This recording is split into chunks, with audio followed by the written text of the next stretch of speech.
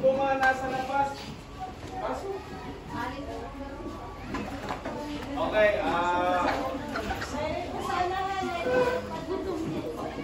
simulan po natin ang ating pagtutulong sa hapong ito sa isang panalangin na gagampanan ng ating pong kinder teacher, Ma'am Annabel A.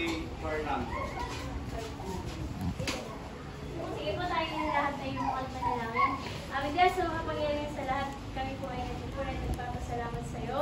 Sa hapong ito, sa patuloy na buhay at kalakasan na nangyayari sa iyo. Patuloy po kami humingi ng tawad sa lahat ng bagay na nagawa namin na hindi namin karapat dapat sa iyo. Sa isipan ito, sa pananalita, maging sa aming mga itinulog. Sa hapong po ito, patuloy po namin pinagkakatiwala sa iyo ang meeting ng Panginoon sa mahal ng kami ay buksan ang pangunawa ng bawat isa. Patuloy po na maunawaan ang mga bagay na pagpupulungan, pag-uusapan sa hapong ito. Salamat po sa pagpupay ng pag-uusapan ng Kapolika sa pangalan ni Jesus. Pwede na po tayo umupo. Magandang hapon po sa inyong lahat. Magandang hapon po sa inyong lahat. Okay po, marami pa po tayo dito kumpuhan. Para po nasa kan tayo. Mga nanay, hindi na po tayo. Meron pa po sa unahan. Hindi na po tayo sa lahat. Marami mga teacher eh. Hindi na po tayo sa lahat.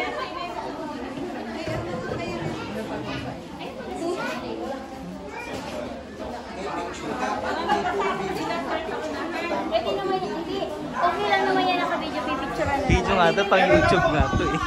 Ito po. Gusto niyo po galing ko dyan? Okay po. So, attendance check down muna po tayo ngayong hapong ito. From kinder. Nasa po, taas na na po ang mga paa. Hindi po na may paa.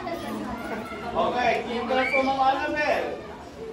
So, grade 1. Yung po sa Ma'am Jadi at saka sa Ma'am Angie. Okay, grade 1. Grade 2. Grade 3. Dalawang beses po tataas ng kamay pagka po mayroon kayong anak sa ibang grade. Grade 3. Grade 4. Grade 6. Grade 5. Grade 5. Aba, may taon kayo. Ako. Grade 6. Grade 6. So all in all, nasa po yung attendance sheet natin para po makita na agad sana natin sa nandini po. Nasa ang attendance. Paalala lang po yung pang hindi pa nakakapirma. Pakipirma na po. So, ngayon pong hapon ito ay nagpatawag ng pagpupulo ang ating ulong guro tatlo, ang Sir Marks po, para po sa mga bagay-bagay na sa ating school ay makakatulong. Nagpatawag din po siya para po personal kayong makita niya kasi po may mga bago siyang intern. Gusto niya po kayong ma-meet personally at malaman niyo po ang kanyang mga hangarin at binabalak sa ating mahal na paaralan. Hindi ko na po patatagalin. Tawagin po natin ang ating ulong guro, ang head teacher po ng Jesus Elementary School. Palakpakan po natin ang Sir Martin C. Contreras. So, magandang hapon po. Hindi ko makita kagandahan at kagwapuhan ng ibang nasa labas. Para makita ko naman, baka po pwedeng saglit na pumasok. Ayan. So, sino po dito yung mga kinder parents? Ayan. Meron po bang person lang po ako makita personally? Sino po yun? Ibig sabihin nakikita na pala talaga. Medyo kilala na. Okay, anyway, kaya po tayo nagpatawag ng general meeting. Ito pong general meeting na ito ay halos lahat po ng buong paaralan sa buong Pilipinas.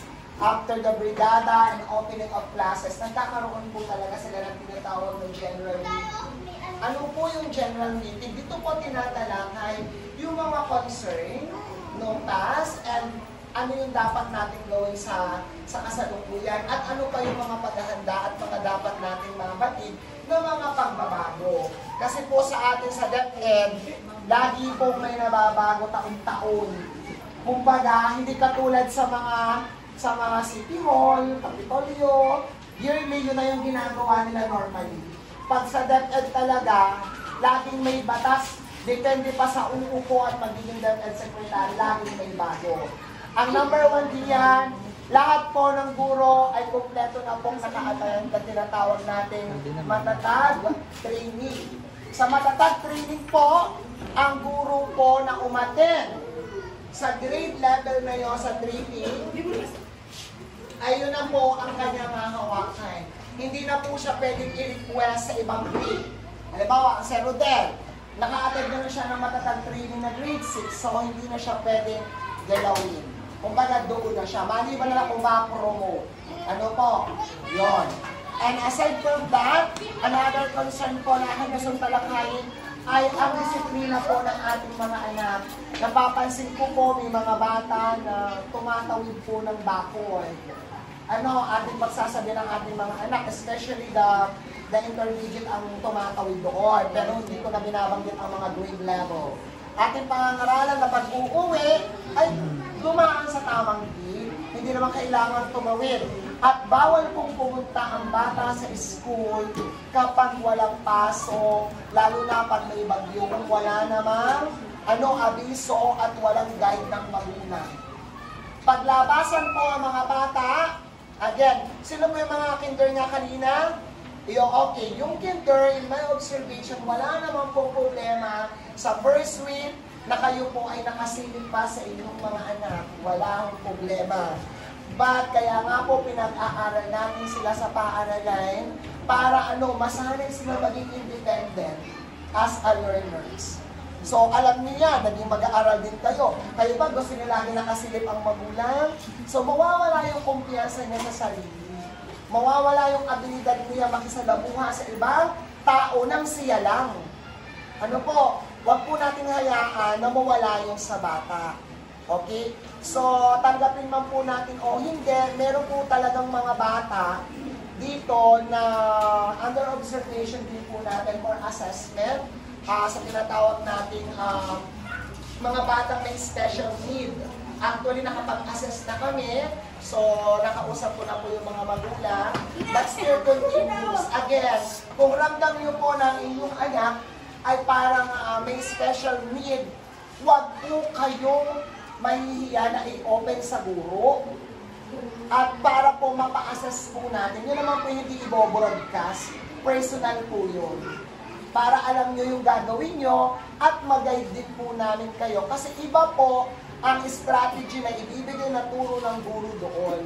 Kasi hanggat maaari, hindi po namin sila pinupull out o pinapatransfer agad-agad sa STEM without the assessment. May assessment po yun. Pero tatanungin pa rin po ang magulang. Hindi, naku, ang aking anak, pinalayas na ng igsuso. Hindi po. Kayo pa rin po ang masusunod kung gusto niyo pa rin i-pursue. Pero, ang masasabi ko po, mas alam ng mga taga-STEM teachers kung ano yung dapat gawin. At huwag kayong matakot. Pag na-assess sila doon, after a year, pwede silang bumalik sa normal class. Again, kami po ay magkakaroon po ng program and lalagyan namin din ng budget kahit papaano yung ating mga STEM learners. Regarding naman po sa ating mga non-academic, huwag po tayong mananawa na masabihin ang ating mga anak. Ano yung mga non-academics? Tulad po ng Boy Scout, Girl Scout, sa sports, kasi may mga bata, hindi sila magaling academically, pero magaling sila sa non-academics activity. At doon nahihila ang kanilang galing. Dahil nagkakaroon sila ng tiwala sa sarili, pagdating sa klase, hindi nila iniisip na kaya mo pinakamahina. Kasi magaling din siya sa ibang bagay. Yun po ay pinupush po namin dito na malinang ang lahat ng kakayahan ng members. Okay, another one, lubos po ang pasasalamat ng pamilya ng Igsuso Elementary School sa pagtulong niya sa Brigada Eskwela. Palakpakan naman natin ang ating mga sarili. Kaya ramdam ko po, hindi man kayo umimik, ramdam ko po dahil ako ay may pinag-aaral din na pamangkin. Ang aking ina ang nag-aalaga sa aking pamangkin dahil ako'y malayo sa Batangas City. Talagang tumutulong kahit matanda na yung mother ko para sa aking pamangkin pag-brigada. Pag hindi na daw niya kaya, nag-aabot na lang daw siya sa kanyang makakaya. Pang merienda, gano'n. Kumbaga nature ngayon nating mga Pilipino na tumulong sa abot ng ating makakaya. Hindi man financially, through manpower, like what I said before sa grade 1 na meeting. At natutuwa rin po ako sa mga grade 1 parents and 2 na may problema doon sa bubong, nagkaroon sila ng magandang kasunduan, agreement, ayun tayo. Sabi nga, isa para sa lahat para sa isa. Hindi lang sa problema, pati sa mga achievement at magagandang may ibulit na yun. Kasi ang makikinabang naman po ng mga efforts at pagtutulungan ay tayo din pong lahat. Another concern po sa mga kinder po at mga transfer in from other school, be sure po na ang inyong mga permanent record po ay okay. Kasi meron po kaming case, aalis na pagpapatransfer at hindi pa nakakapagpasa ng Form 137. Actually, hindi na po nire-request yun ng mga school. Alam na po ng school, kapag i-declare po namin sa aming LIS na in-enroll namin dito, automatic mag-aano sa kanilang LIS sa computer. So, obligado na po talaga silang magpadala ng Form 137, yung permanent record. Especially sa mga na-transfer ng grade 1, to 6 lalo na. Yung ating mga permanent records, ang ating mga birth certificate, dapat po ay PSA kinder pa lang. Bakit? Para hindi na po kayo namumblema. Dahil ngayon po ang hinihingi ay PSA. Madali lang naman kumuha. Dito sa Mambura, pag kuha ninyo, mura lang. Pag dinala sa school, wag niyong ibigay agad ang original. I-photocopy, ipakita ang original. Tanungin sa teacher, kailangan po ba ang original? Pero usually, pag mga graduating, talagang kailangan. Ini-attach, pero binabalik naman. Tinitingnan ko talagang akma ang edad. Regarding sa ating bagong policy sa kinder, may mga age limit o mayroong gayon, alam na yan ng Ma'am Annabel. Kung kayo may tanong pa. And according din po sa bagong curriculum, dapat po, kahit daw po 15 years old, ay dadaan talaga po ng kinder kung siya hindi talaga pumasok sa poll. Yun po, sabi po ng supervisor. Maliban na lang po kung talaga siya ay umattend ng ibang nag-kinder na siya, may kaunting alam na sa elementary, yun, doon papasok yung IELTS. Pero pag talagang no read, no write, hindi nag-kinder, hindi man na grade 1, parang hindi po alam po bahay. Pati pag make-up po, ipo-post mo, hindi mo alam may bagyo, pinapasok mo ang bata, ay walang guro. At hindi nga, hindi na po namin pananagot ang pag-iun.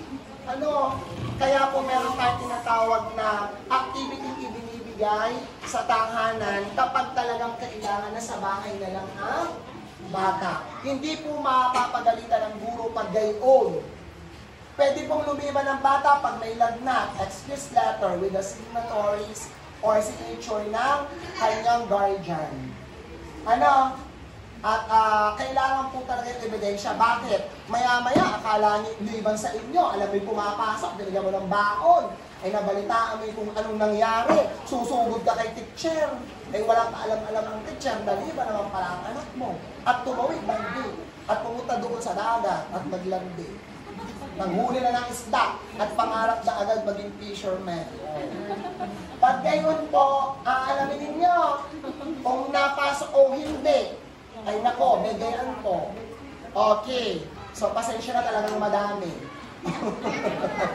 Ngayon po, sino po dito mga 4Ps? Tupad member, taas nga po ang kamay para klaro na. Okay, ganito po yun. Ang mga tupad member po at 4Ps, lalo na ang 4Ps, binibigyan po tayo ng pondo ng government kasi po, para matulungan kayo, kaya nga pantawid di ba? Ibig sabihin, lalo na kung napasok ang anak ninyo, hindi pwedeng, hindi po kayo napasok ang anak ninyo. at hindi nyo sinusuportahan ang school activity. At ang purpose din po, ay obligado din po na natulong din po sa pang-aaral kahit mabulot-bulot naman ang ating biget. Kakayanin na namang siya daan, although pinipilit naman po niya. So tayo po'y tulong-tulong. Ang bawat teacher po ay may area nakaatang. Ang grade 6 may kanyang area. Itanong nyo sa mga teacher ng anak nyo, alam nila kung ano ang area lang na dapat ninyong sakutin. And then regarding sa inyong gulayan, i-maintain po ninyo. Daming-daming award bago mag-bakasyon. Tapos nag-iba lamang ng pay rate, namulelat na ng 2025, ay sayang. Ayan po ay continuous ang awarding at observation ng gulayan. Kung nahihirapan, tamnan muna ng makakaya lang. Ayusin ang bakod, alisin ang damo. Kung ano yung okay pa, yun lang ang itinamena. Hindi huwag nyo sa ganda ng sarili nyo. Halimbawa, sa isa dito, tanggalan muna natin ang damo. Sino namang available? Ikaw naman ang vice, ako president lagi na. Ikaw naman ang magpula. Siya ang magpupula sa bahay at dadalhin po pag sumibol. So pagpula na naman, so hindi na kayo masyadong makakabala sa pagdidilig. At may grade po na po sa ang bawat gulayan. Sino po ang grade 3 to 6 dito? Taas ang kamay. Hindi yung pwedeng wala kayong gulayan. Kasi yan po ang isa sa sinabi ko sa aming sa Mancom, turuan po natin ang ating mga magulang na magkaroon din po ng gulayan para makita ng ating learners na mahalaga ang gulay. Tingnan nyo ang kinakain ng mga anak ninyo. Kasi nga po, hindi natin sila tinuturuan o ini-experience na magdigit ng gulay para makita nila kung gaano pinaghihirapan ang gulay. At para ma-realize na masustansya ito. So yon, regarding naman po sa ating binibigay ng mga donation. Kung nagbibigay po kayo ng donation, hihingi po kayo ng deed of donation form. Karapatan po ninyo humingi ng deed of donation form. And then i-evaluate po namin yon before end of school year ng 2025 para bigyan ng parangal o i-recognize ang mga stakeholder awardees. Yun po yung walang pagod na tumutulong sa paaralan.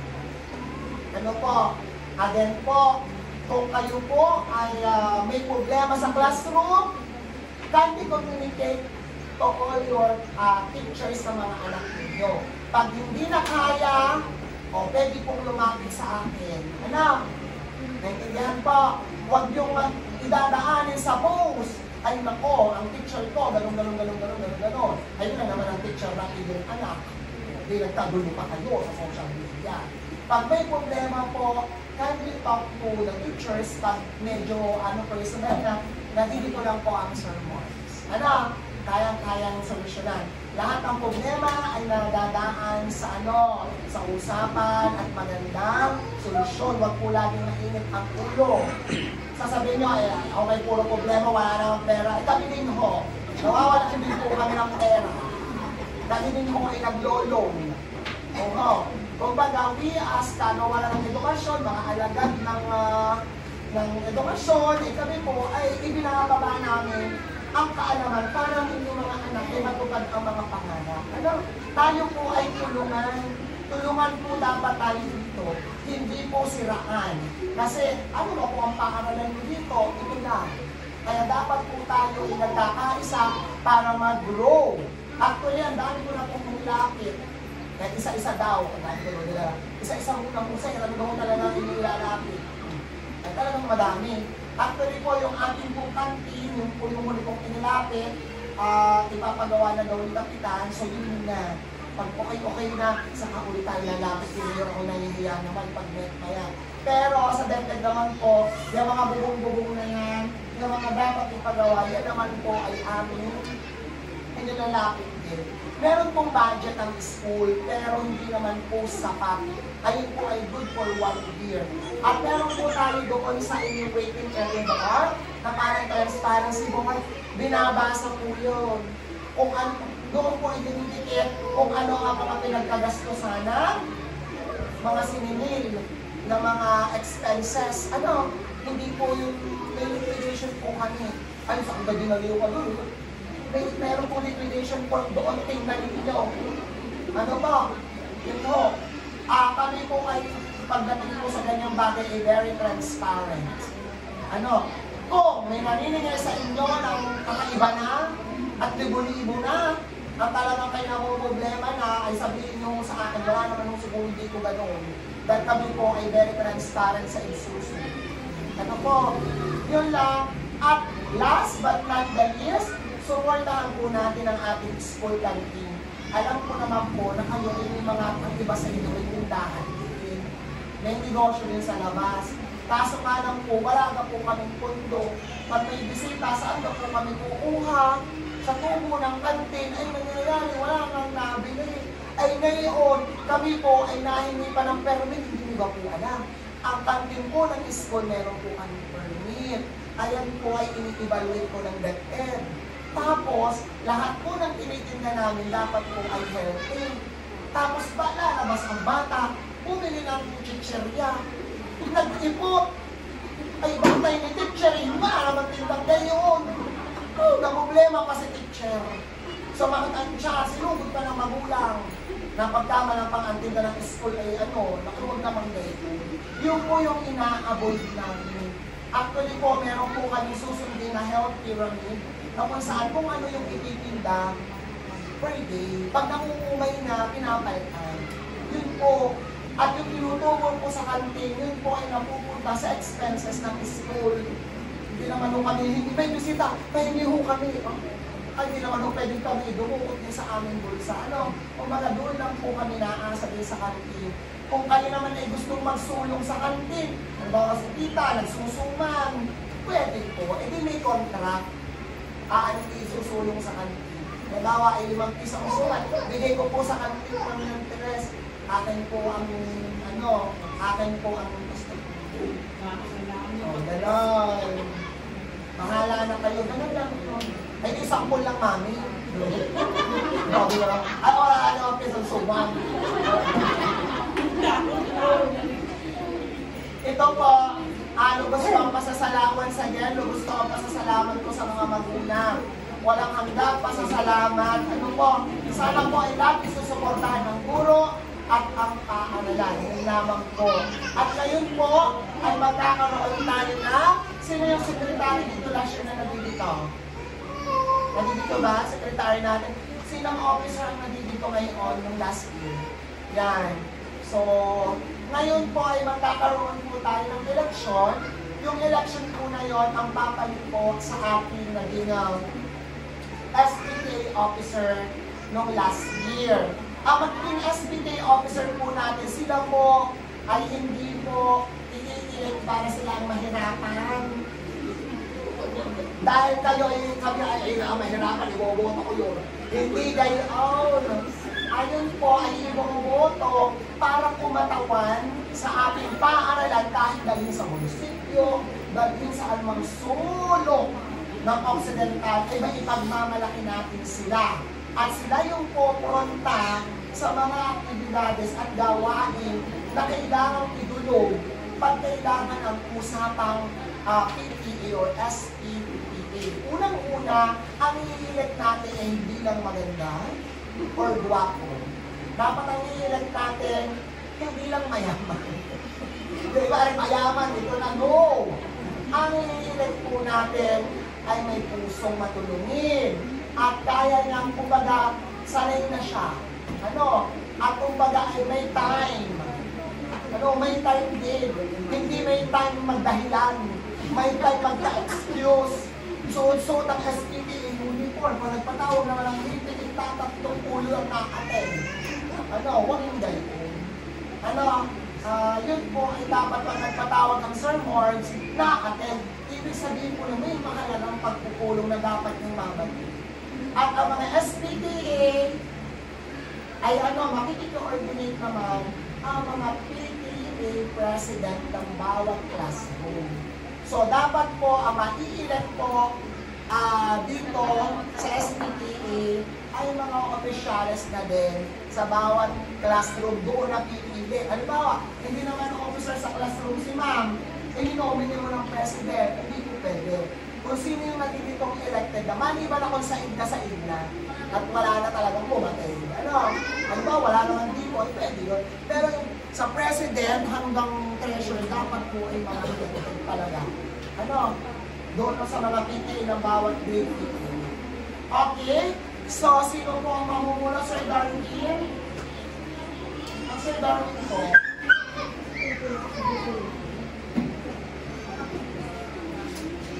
Ay, wala ang Sir Darwin. Ang Sir Darwin. Okay na, tayo po ay magbubukas sa for our SPTA election school year 2025-2026. Ako kasi ang katuko. At nakatulong si Ma'am. Taga-bilang nag-aalibin. Salamat po. Okay po, President.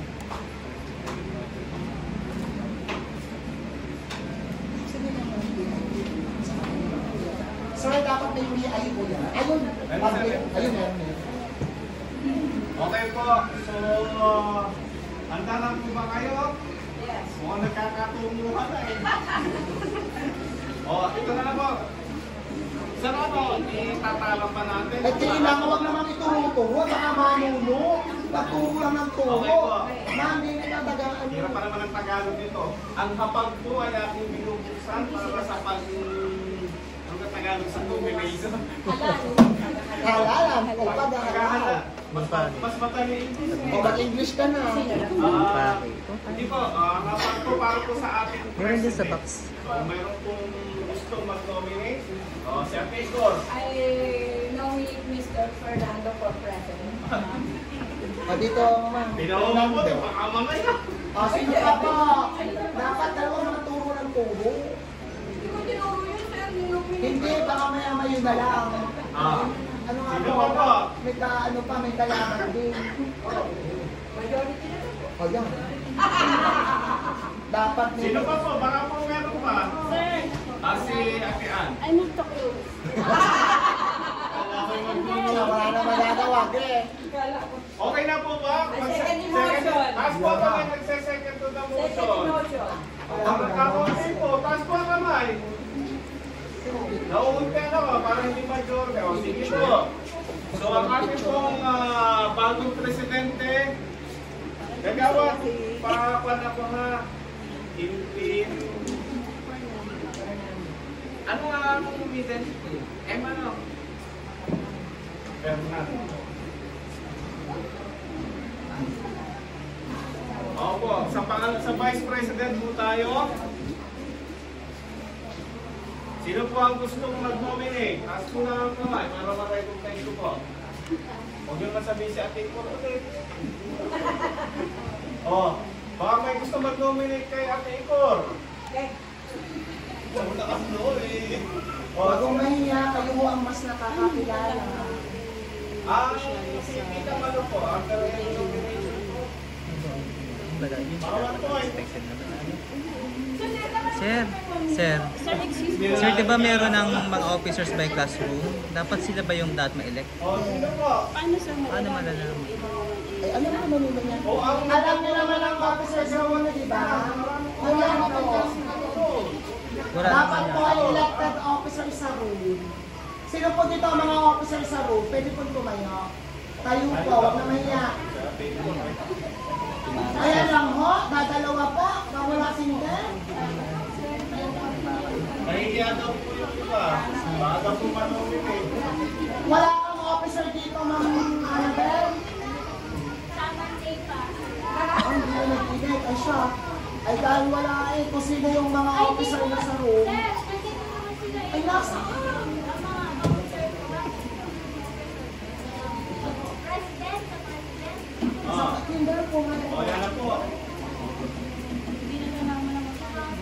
Sino po ang ating taas po na kamay? Para po may After the budget sana or sa Monday? nagkakahiyan pa ito. Sino yung mag-nominee na? Dadalawa pala pa ang ano. Pwede na yun. Marami naman po tayo dito makikinig. Mas kilala nyo naman po ang inyong mga ano. Nagkawag kiti naman ay okay na. Ay siya, gagatiin mo tayo. Bahala ko kayo, template. Dapat pinapapasok sa ganun lahat. Sino ka mga teacher na yun? Sino ka mga teacher na yun? Yung mga nasa hospital, ba't hindi pa kasi Ay, may nominate ka. Ano yung pangalan? Si Ate Ann. Gusto mo rin mag-second to daw. Ay, alam ko na.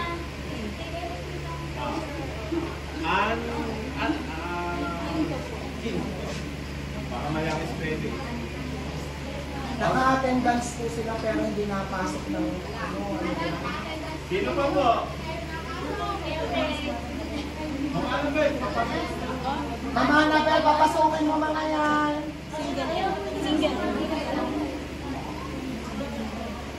Sa loob po ng 2 minuto, sa 1 minuto, pag hindi po ito na nasundan, automatic po close yan. Kaya kailangan yung sultan nyo. Close na po, wala na kaya parang may Oo. talaga. Wala namang kita eh. Sino Sa ka? akin lang. Close na yan sa akin. Bakit po ayaw pumasok ng iba? Kasi na magsasek. I nominate for Vice President QC.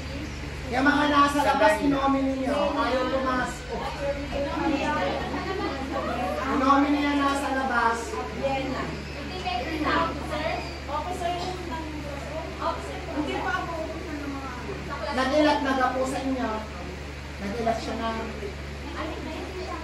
Okay lang, kagawad. Okay lang po. Okay lang yun. Hindi kasi nag-election. O, nandito si Ate Ang sisi. Ate. Okay lang yun. Oh. Sino po mag-close na lang? Basta ang president ay galing sa Nomination. Pwede na po i-close natin para formal na i-close na natin. Wala na ba kayo nangyayari sa video? Ano naman, kanalo mo mga tao. Oh, close na po kayo. Ikaw na mag-nominate. Sino pa magse-second to the motion? Taas ang kamay para tumakbo. Ikaw na mag-second. Sa office. Second to the motion po. Okay po. Okay. Sino po ang buboto kay Ate Ann? Give chance to others. 15. Sir, may nasa labas. Kaya nga, paano ka makakaboto yung nasa labas, di makita na napasok. Sino pa nagbibilang, sir? Ikaw. Ay, di nagbilang lang, nakanganga lang eh. Sabi ko, magbilang. Baka madagdagan ang boto. Ayoko sir Oh, ito po ha, bibilahin ko. Simulan nyo isa. 1, 2, 3, 4, 5, 6, 7, 8, 9, 10, 11, 12, 13, 14, 15, 16, 17, 18, 19. Ano pa sir? Ha? Hindi na pala ako, sorry. 20. Kaya okay lang pa ulit-ulit na manomini hanggang manalo, walang problema yun. Si kay dati po natin kagawad niya. Hoy, naku! Ay, kaya! Ay, ako na kaya nga din na ba ako? Dalawa, sino? Oh, Dalawa. kay kagawad din yan po.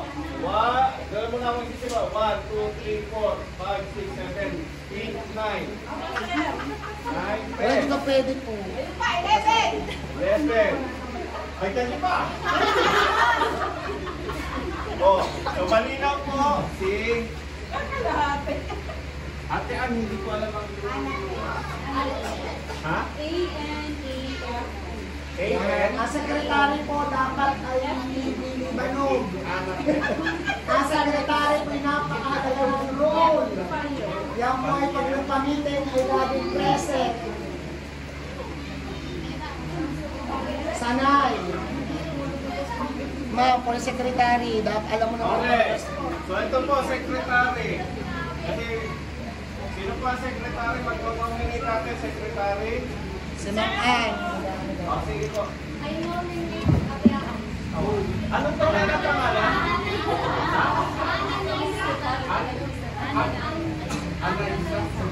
Basta Ann po na.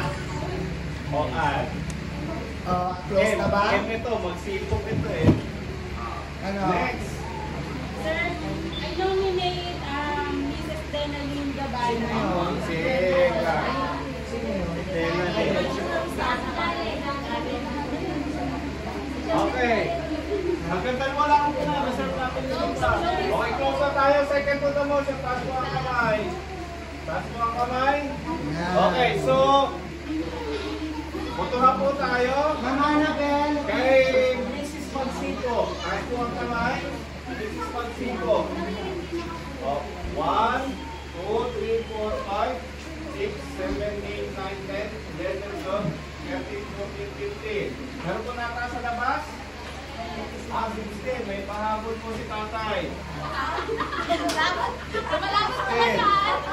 Okay, sa atin po kay Daniel, sa kay Dela yung labanan.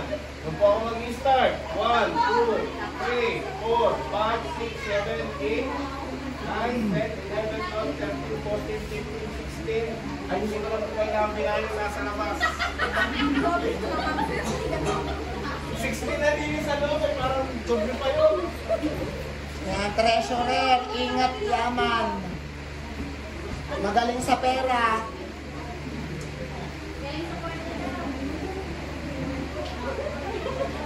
Okay, next po, treasurer. Ayun. Parang wala naman si Tina. Sino yun? Christina. O, sino ba po? Meron ba po? Baka po may kapang nomination. O, sino po ang gusto mag-close? O, second to the motion po. Taas ang kamay. Parang walang si Tito, walang naging kalaban ah. Okay, ang ating po ay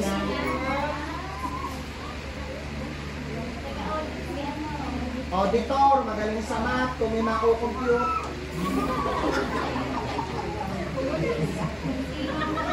Andiyan magaling sa Tigor.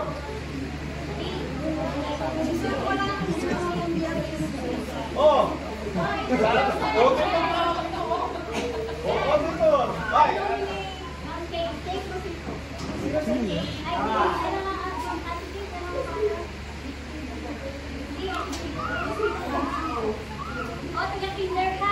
Ano ba ang ano po? Hindi na sir. Ang rito yung A. Ano ang pinedo?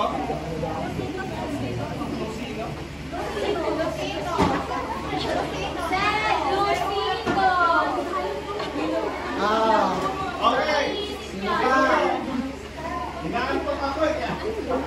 Auditor, taga-ingat ng resibo yan. Oh, sino po magse-second?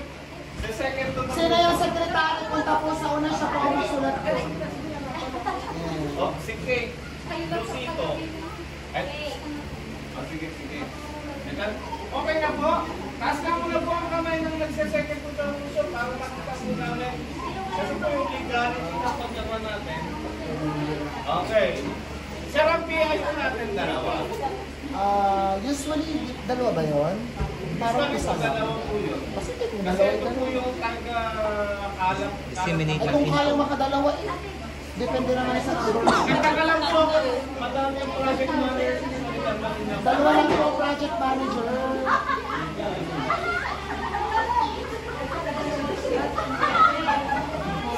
Ma, lalagyan mo ng news at baka magkaano ang pagkakawin.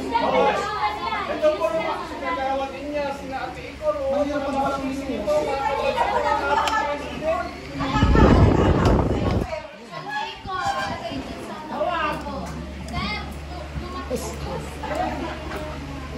Ang escort, automatic yung asawa na. Kung may asawa, Ayaw, ay di pa, marami mo si Sing. okay. Yung dalawang manonomini, yun na yun. Sa PIO. Ayan, si Kwan. Sige po. Ayan.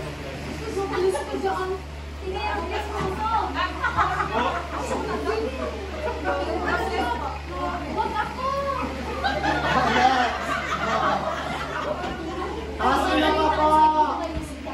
Next. O, si Tina.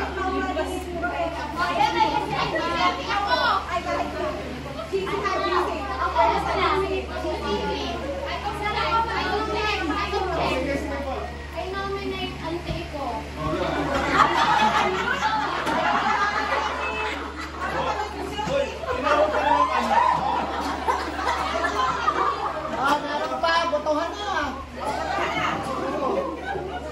Ay, kasi nung lalabas sa sumpa. Hoy, baka nga po yung matatalo, pero ito natin sa project manager. Pwede. Wala mga kami. Yung matatalong isa sa project manager, para isa na lang. Sila. Kung papayag sila, o go. Oh, kay Bea po, kay Bea. Bea, taas mo kamay.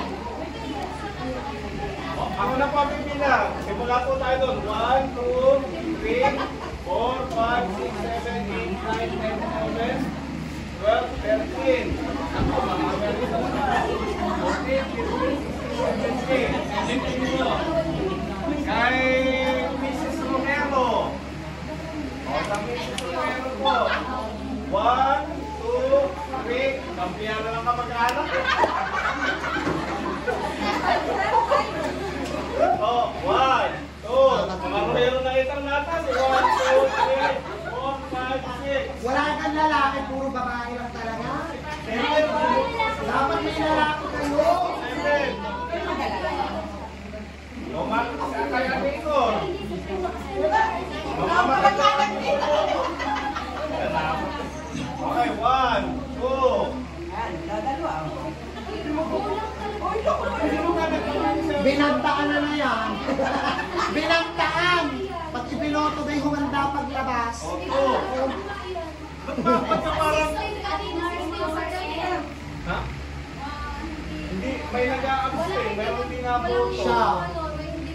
Ulit.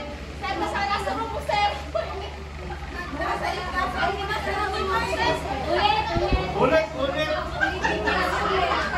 Hindi, pero sa kanya okay naman na kasi papasok naman. Okay na yan. Hindi ka makaligtas. Isa na lang po ang ino-nominate natin project manager. Kasi po meron na po tayo. Pasensya na po, payag po kayo doon. Taas po ang project manager. O sige, Asigor.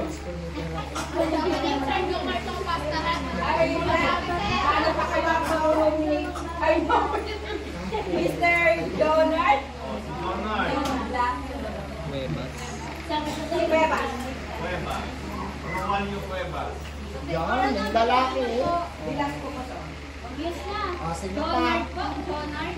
Donald. Ang Muse, tingin-tingin katabi. Meron ka po mag-nominate sa kay Paz? Sa project manager? Ay, kasi naman. Close na po ba natin? Kasang kamay po na nagsasengin mo na mo sa lista? Donald, ikaw na. Para po tayo may nag-i-engineer sa mga pamantay-pantay natin.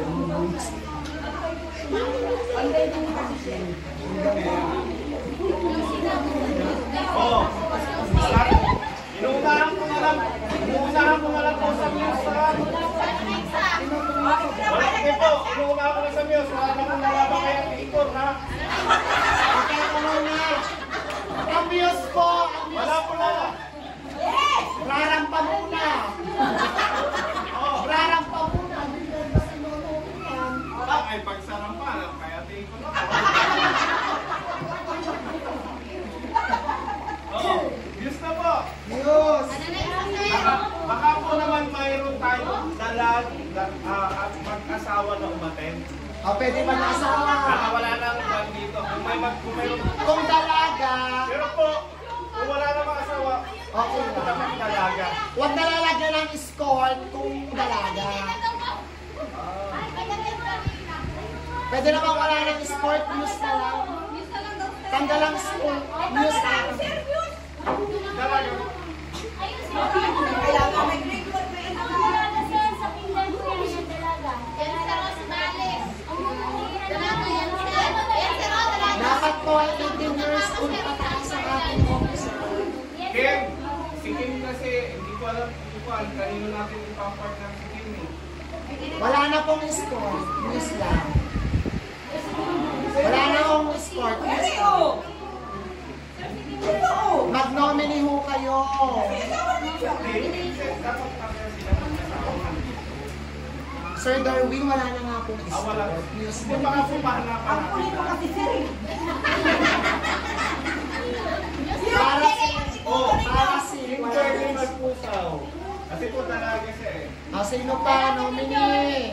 Sa kinder. Ay, Paglalabanan po. ay, kala na. Sino ba ho yun? Tayo. Hindi naman po yung lalaban namin. Ma'am, dapat 18 years old pataas. Baka hindi wala. Ano kaya, parent ba yan? Sing pa lang to. Dapat kaya sir pa 18 pataas. Ilang taon ka na. Okay. So tayo na po yung mga officers sa unang natin. Okay po, tinatawagan po ating kagawad gilid ng ating pong president. Si Ate Ana pe po, si Mrs. Gabanan, Mrs. Kitanga. President, Vice Secretary, Treasurer, hindi mo po ako sa tulong.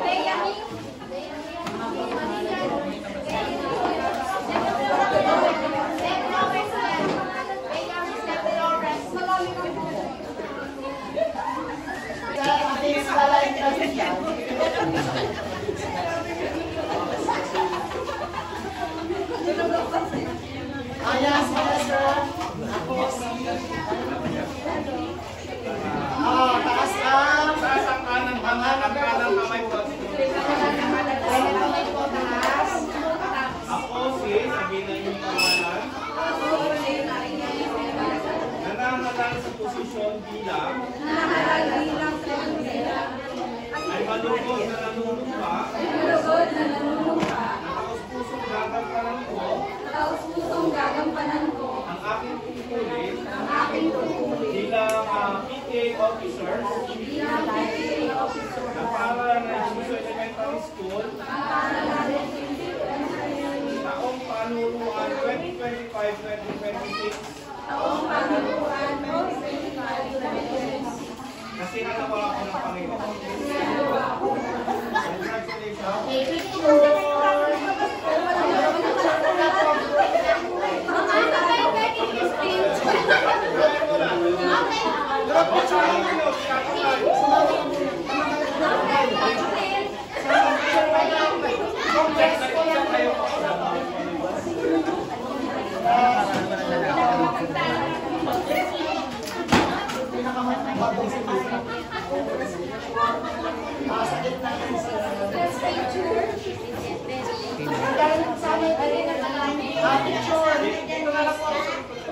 Vice.